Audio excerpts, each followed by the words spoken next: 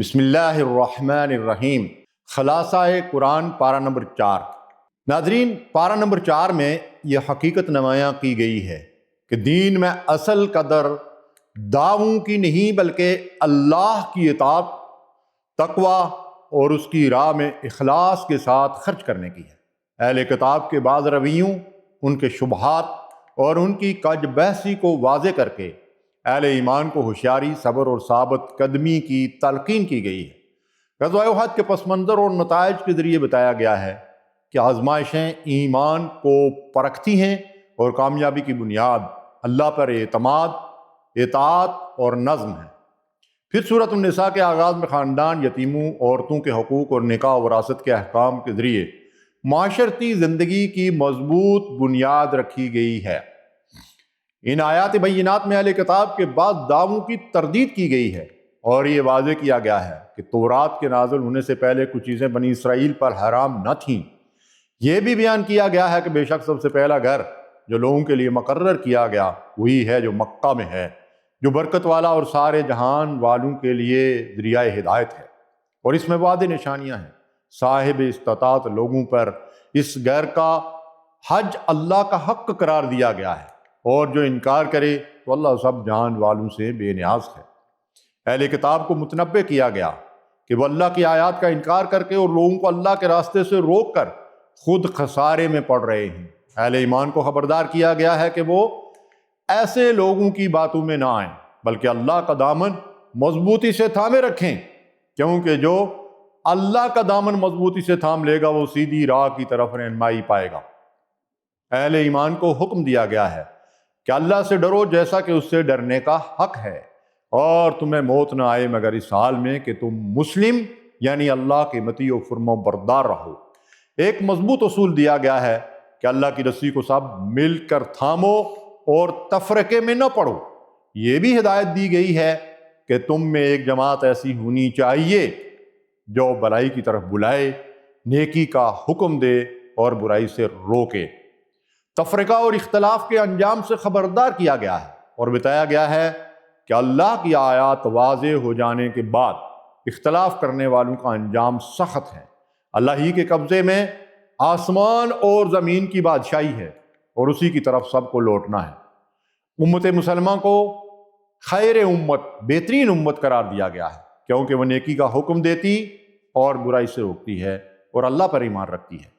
اہل کتاب کے مختلف رویوں کا ذکر ہے کہ ان میں سے کچھ لوگ سیدھے بھی ہیں جو اللہ کی آیات پڑھتے ہیں اور نیک کام کرتے ہیں، اور اللہ نیکی کرنے والوں کے اجر کو ضائع نہیں کرتا۔ کافروں کے مال و اولاد انہیں اللہ کے مقابلے میں کچھ کام نہیں آتے۔ اہل ایمان کو تنبیہ کی گئی ہے کہ وہ اپنے رازدار ایسے لوگوں کو نہ بنائیں جو تمہاری خرابی میں کوئی کمی نہیں چھوڑتے، اور حسد و عداوت رکھنے والوں سے ہوشیار رہیں۔ غزوہ احد کے پس منظر میں نبی صلی اللہ علیہ وسلم کے لشکر کی ترتیب، بعض کمزوروں کے ڈگمگانے اور اللہ کی مدد کے اصول بیان کیے گئے ہیں۔ یہ بھی واضح کیا گیا ہے کہ مدد اللہ ہی کی طرف سے ہے اور اللہ دلوں کے راز جانتا ہے۔ سود سے سختی سے منع کیا گیا ہے اور اللہ کی اطاعت و تقوی کی تاکید کی گئی ہے۔ متقی لوگوں کی صفات نمایاں کی گئی ہیں۔ وہ خوشی اور تنگی میں خرچ کرتے ہیں، غصہ پی جاتے ہیں، لوگوں کو معاف کر دیتے ہیں، اور اگر کوئی لغزش ہو جائے تو اللہ کو یاد کر کے معافی مانگتے ہیں اور گناہ پر اصرار نہیں کرتے۔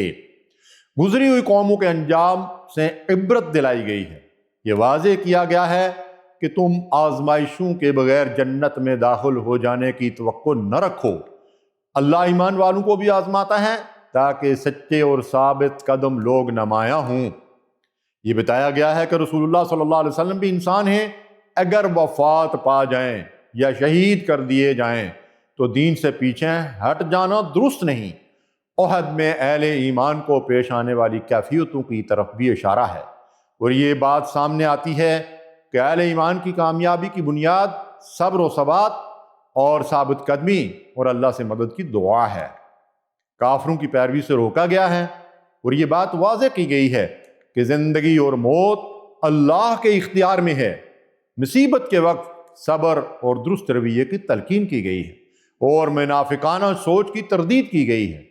جو تقدیر کے معاملے میں شبہ پیدا کرتی ہے۔ ناظرین، اللہ کی راہ میں شہادت یا موت کو بہتر انجام قرار دیا گیا ہے۔ یہ بھی واضح کیا گیا ہے کہ اگر اللہ تمہاری مدد کرے تو کوئی غالب نہیں آ سکتا، اور اگر وہ تمہیں چھوڑ دے تو پھر کون تمہاری مدد کو آئے گا۔ یہ واضح کیا گیا ہے کہ کسی نبی کے بارے میں خیانت کا الزام درست نہیں، اور ہر شخص کو اس کے کیے کا پورا پورا بدلہ دیا جائے گا۔ شہداء کے بارے میں بتایا گیا ہے کہ انہیں مردہ نہ سمجھو، بلکہ وہ اپنے رب کے پاس زندہ ہیں، اس کے فضل سے خوش ہیں، اور ان کے لیے نہ کوئی خوف ہے اور نہ رنج۔ احد کے بعد بھی اہل ایمان کے اللہ اور رسول کے حکم پر لبیک کہنے اور ثابت قدم رہنے کی تعریف کی گئی ہے۔ بخیل لوگوں کی مذمت ہے جو اللہ کے فضل کو اپنے لیے روک کر رکھتے ہیں، اور یہ واضح کیا گیا ہے کہ اللہ کسی پر ظلم نہیں کرتا۔ اہل کتاب کے بعد سخت رویوں اور انکار کا ذکر ہے، اور دنیا کی زندگی کے دھوکے سے خبردار کیا گیا ہے۔ یہ حقیقت سامنے رکھی گئی ہے کہ ہر جان کو موت کا مزہ چکھنا ہے، اور اصل کامیابی آخرت کی کامیابی ہے۔ کائنات کی نشانیوں پر غور کرنے والوں کا ذکر ہے۔ وہ کھڑے، بیٹھے اور لیٹے ہر حال میں اللہ کو یاد کرتے ہیں، آسمان اور زمین کی پیدائش میں غور کرتے ہیں، اور دعا کرتے ہیں کہ انہیں آگ کے عذاب سے بچایا جائے اور وعدوں کے مطابق ان کی مغفرت ہو۔ آخر میں حکم دیا گیا ہے کہ صبر کرو، ثابت قدم رہو، سرحدوں کی نگرانی میں مضبوط رہو، اور اللہ سے ڈرتے رہو تاکہ فلاح پاؤ۔ لوگوں کو اس رب سے ڈرنے کی تلقین کی گئی ہے جس نے انہیں ایک جان سے پیدا کیا اور اسی سے اس کا جوڑا بنایا۔ یتیموں کے مال کے بارے میں سخت تاکید ہے کہ ان کے مال کو ناجائز طریقے سے نہ کھایا جائے اور ان کے حقوق کے ساتھ انصاف کیا جائے۔ نکاح کے باب میں بھی انصاف کی شرط نمایاں کی گئی ہے، اور عورتوں کے حقوق کے ساتھ معاملہ کرنے کی تاکید کی گئی ہے۔ وراثت کے احکام بیان کیے گئے ہیں، اور واضح کیا گیا ہے کہ مردوں اور عورتوں دونوں کے لیے مقرر حصہ ہے۔ یہ اللہ کی مقرر کردہ حدود ہیں، اور ان کی پابندی فلاح کا باعث ہے، جبکہ ان کی خلاف ورزی سخت انجام کا سبب ہے۔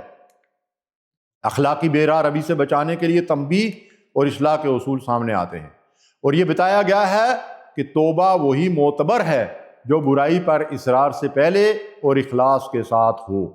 عورتوں کے ساتھ معروف طریقے سے رہنے کی تاکید ہے، ظلم اور سختی سے روکا گیا ہے، اور حقوق کی ادائیگی کے ساتھ معاملات درست رکھنے کی ہدایت ہے۔ نکاح میں حرام رشتوں کی وضاحت کی گئی ہے تاکہ خاندانی نظام پاکیزگی اور حدود کے ساتھ قائم رہے۔ اے اللہ، ہمیں اپنی اطاعت پر قائم رکھ، ہمیں صبر اور تقوی عطا فرما، ہمارے معاملات کو معروف کے مطابق درست کر دے، اور ہمیں دنیا اور آخرت کی فلاح نصیب فرما۔ آمین یا رب العالمین۔